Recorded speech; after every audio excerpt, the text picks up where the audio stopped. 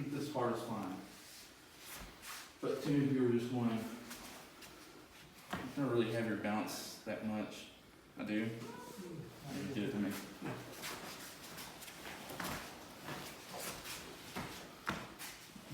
Okay, so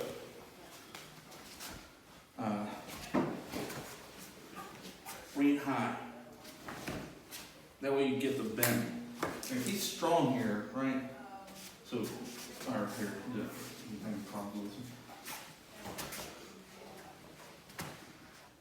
him. Resist it. So if he comes up and I'm strong, because I don't want him to take my hand, I'm probably going to resist this. If you can bring it down sharply, now it's bent, and now he can steer it and hold his body.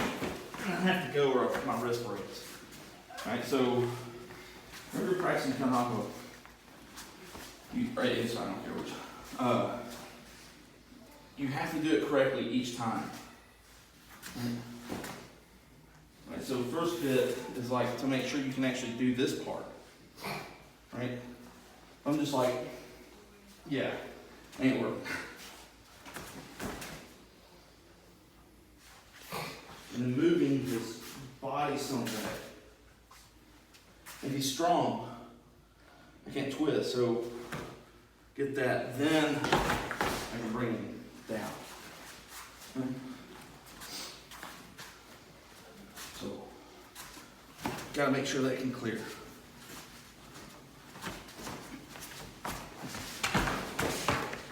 Right. So even if you're being light, let's say we're being light, because every time I do that, Madison's face goes, it hurts. So you can practice light, but even if you practice light, it still has to be correct. Right. So a couple times I'm up. It already sucks, right?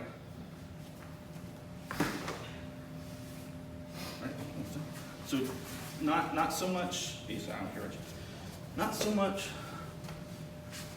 here. Because she's still in a good position.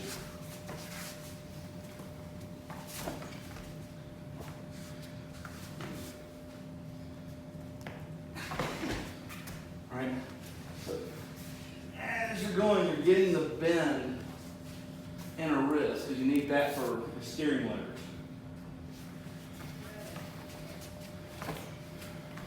Right? So initially it's like create a shelf. If I go here and I grab too hard, she'll sense it. Right? But there's a quick grab right after it. So if she pulls it, right, and that's knowing how multi-gaku works. So like even she like, let's say we get here, multi-gaku works by bending this and then going, taking her hand perpendicular to her forearm. So it doesn't matter that she pulls, you still do the same action. Okay? So, all right. Take it a big motion to get, I mean, if you just get the hand, let's see, if you just get the hand, then you probably will break these. And a lot of people say, well, don't grab the forearm. Maybe, maybe not. So you might actually break the forearm bones this way. And this kind of hurts, right? Versus, that hurts too. So you can do it, if you're doing it correctly and you have momentum, you might actually break the humerus or the ulna instead of just the sliding bones inside.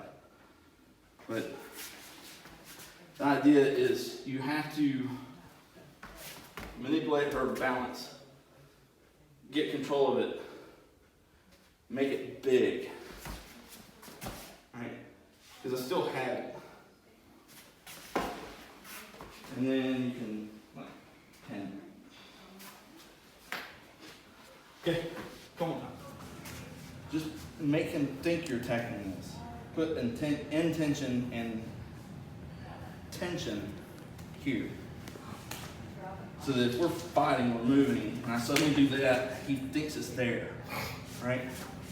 So if we're moving around a bit, and I catch the other one. And so what I see a lot when you get this part is,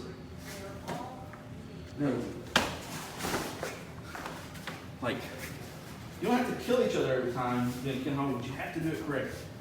So, boom, get the attention. Light, here, sink, turn around. You want to end up kind of behind him. Now, if he's bent so far that you can't really effectively reach it this way, then kick it straight with the ball of feet. But still kick. Right? The distance has to be right. The motion has to be right. Sorry. And you tell it sucks. He's like, other way, please. So, you get here.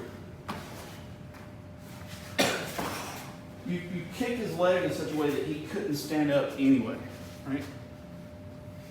It's not a sweep. Like, maybe it could be, depending on the position, but it's really a kick. So you either kick or you kick this way, but his leg has to be truly affected. Like not like, we're in that position, I kind of, like, I can kind of go gently and not hurt him and pull it a little bit, but it's still legit, right? Not, okay, I'm here, and, or whatever the weird thing that sometimes happens, right? Where the kick is not legitimate, right? And if you know the kata of it, and you're the uke, you know to expect that kick. And so you can position yourself in such a way that if it kicks you for real, like, or kicks you hard, you won't get hurt because you know it's going to be there. So you allow him to kick you, boom, and then you do a kick. So, but the person, like if you're the uke, you shouldn't fall if they kind of just feather kick you. Like if it wouldn't actually make you fall, then don't fall. Right? Like, maybe you do that in the very, very beginning, like someone's first month of training, so they can get a sense of what they're trying to accomplish. But after they got a sense of it, you start gradually increasing the realism as the uke. Because that means they have to increase the realism as tori so that the technique is legitimate. If you don't do that, like especially if you both don't do that, then you're practicing fantasy. Because there's way too much of that, right? It's like when I first started training, like every class I was bruised and scraped up and was sore every single time. Like my joints hurt a little bit. Not that you should do that every class. That's not what I'm saying. What I'm saying is, every time we did it, you knew it hurt and it worked. I don't think you can train like that long term. Like your body will eventually break from stress. Like you start having joint problems and shit. But I think Pierce's advice saw is like you zap each other a couple times and then you go light. It's like, okay, we know it works. Okay, now we go light so that I don't have to make it, so I don't have to go hard on you every time, right? So anyway, so tension, move forward. Like you can let this shoulder turn back so that your other side goes forward, right? But it's not this and then this. He'll read that, he'll fight it. This is a trick. And it's like, hey, look over here, right? And sink so that you get the balance and get the leg.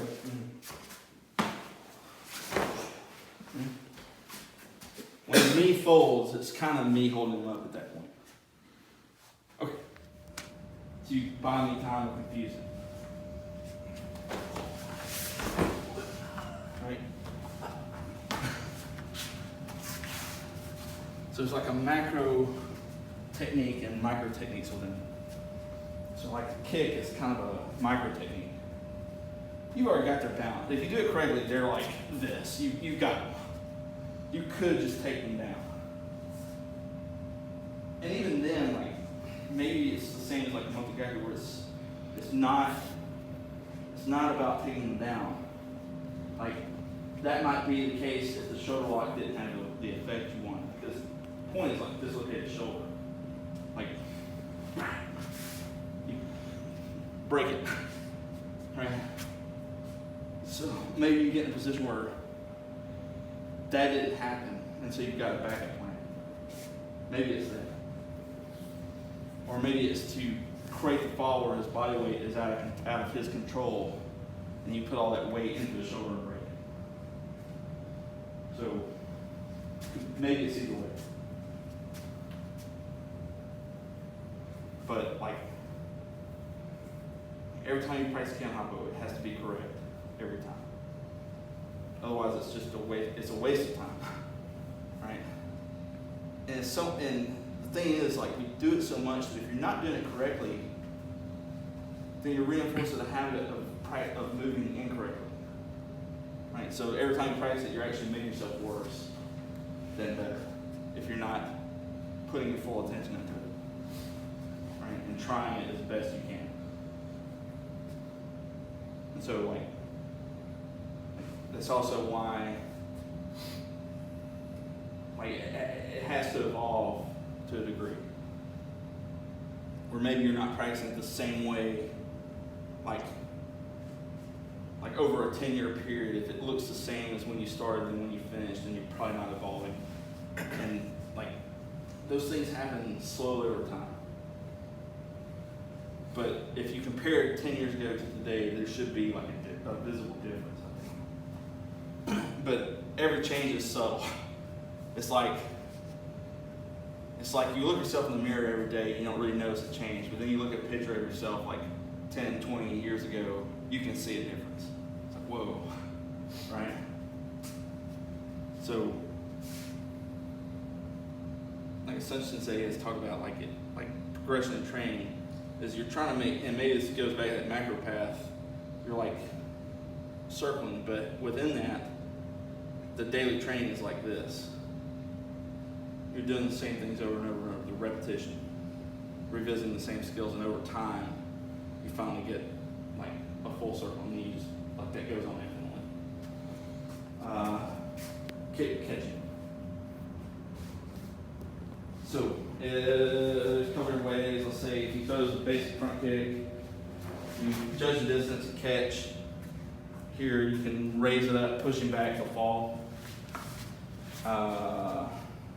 You might, same thing, you might catch this way, right? And you can stack technique. So I caught it, you know, maybe catch somehow and like sweep him. You okay? What's that? I would recommend not doing that full force in training. Just, yeah. It could be the same, like if it's the other way. Same thing. Okay.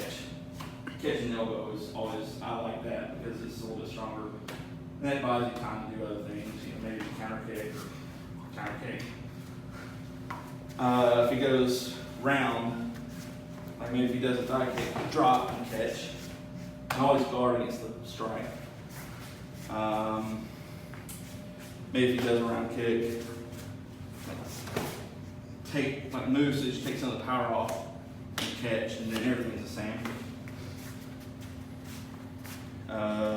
Kiki kai. So if you have to kind of Dutch block with it, you catch it on the like downswing. So you catch yourself and then catch.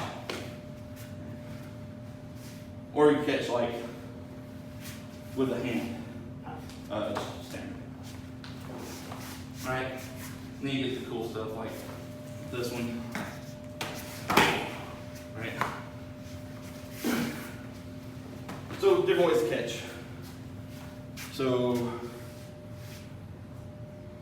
try that lightly a few times for about 3 minutes.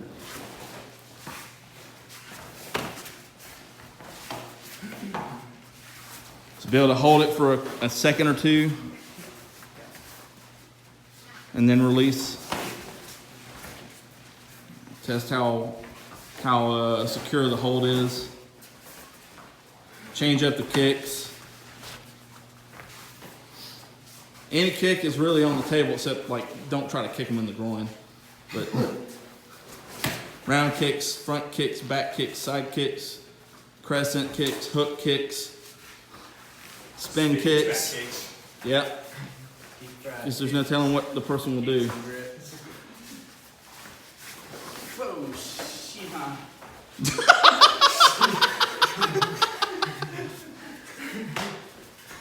Keep going.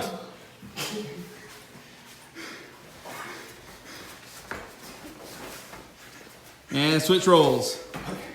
Catcher now is the kicker.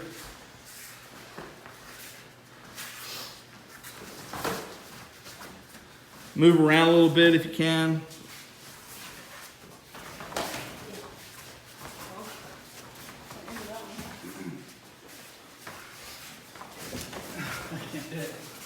Trying an axe kick? Huh? Axe kick? Yeah. No, I was trying to push it, but I did it for it. Oh. That's what I said. I think I can't throw an axe kick anymore. I don't want to be worth anything. That's a comment.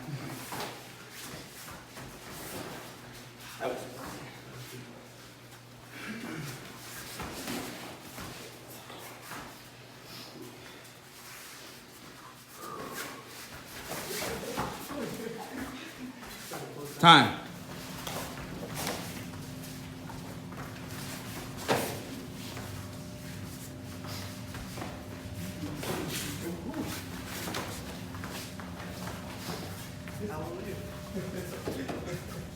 Oh, did you get kicked in the nuts? There you go. Glad you bought a cup.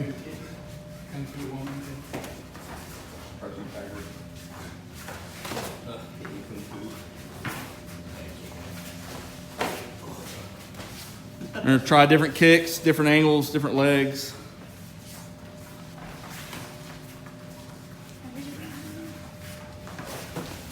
If you're the kicker, try to hit the target. Because this also becomes a judgment of can I actually reach them for the kick.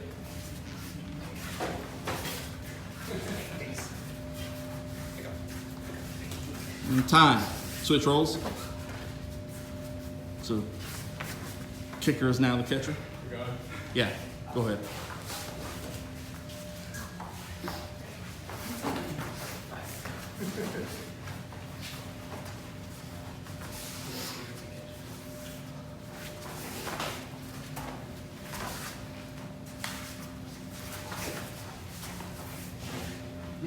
Yeah, if they don't have a good grip and you can get your kick back, get it back. Take it back from them. So like she had a kind of a weak grip there, so pull it back. Don't let yourself get captured too easily. Yeah. So she had to cheat and use the gear.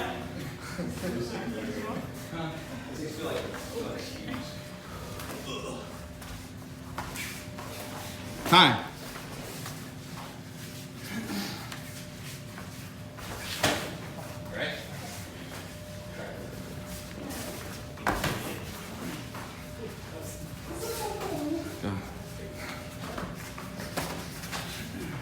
Good. Getting your kick back.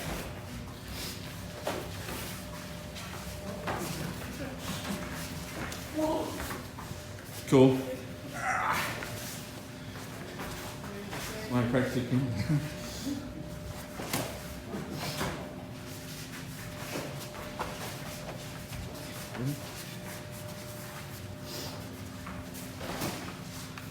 Try not to get in too much of a cadence. You know, time your kicks Because if you're the kicker, you're trying to actually land the kick. They look cool. Look like Black Widow. I thought you were strong. Time.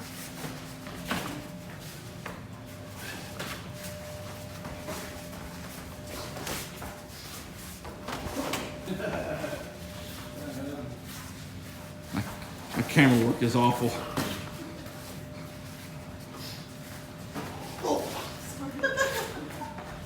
Good. Yep. We got to be strategic. If you're throwing your kick, are you landing into them? Because you threw it without balance. Or if you know you're going to land into them, then you got to have some kind of something ready for that.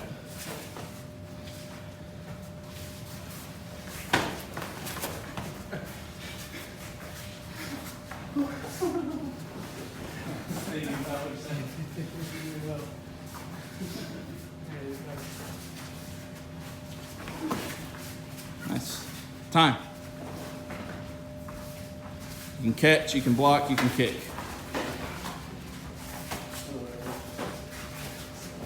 Just watch the linoleum because it's slick. But feel free to move around the mat a little bit. Just don't run into other people.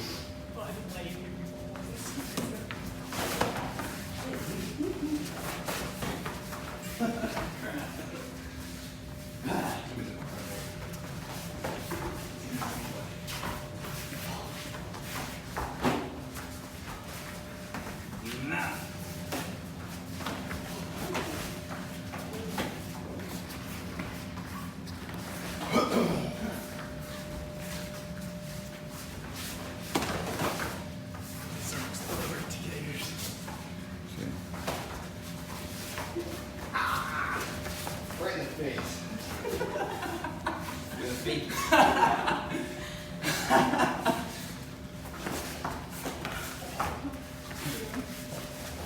All right, time.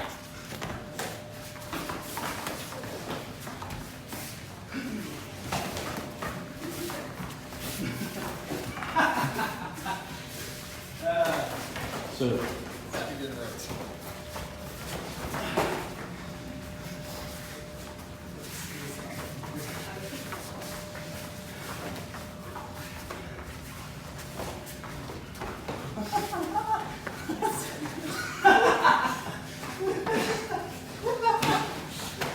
Oh man.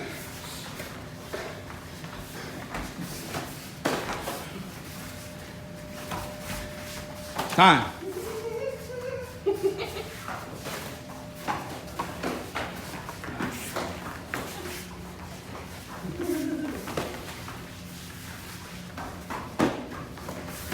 Oh, careful. You all right? You okay? Yeah. Yeah, you gotta watch that. You sure you're all right? Yes. Sure. All right? Okay. Keep going. Yeah, that happens. Watch knee-to-knee collisions.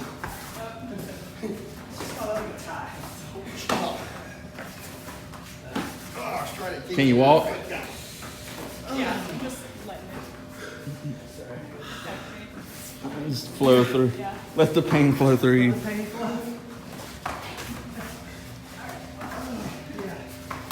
Yeah, so now it'll be gunshot a little bit.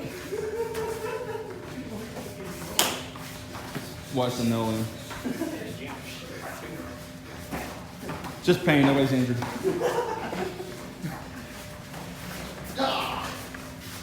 Hey, time. Go. Use strategy.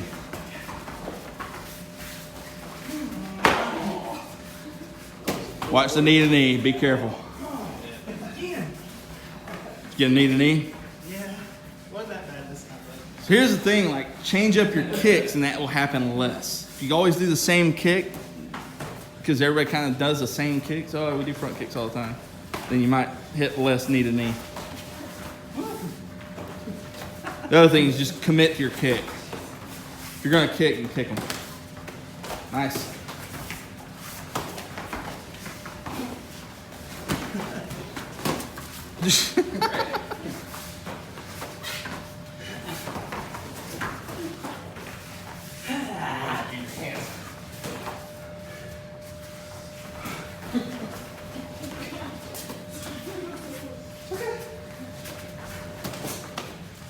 Time.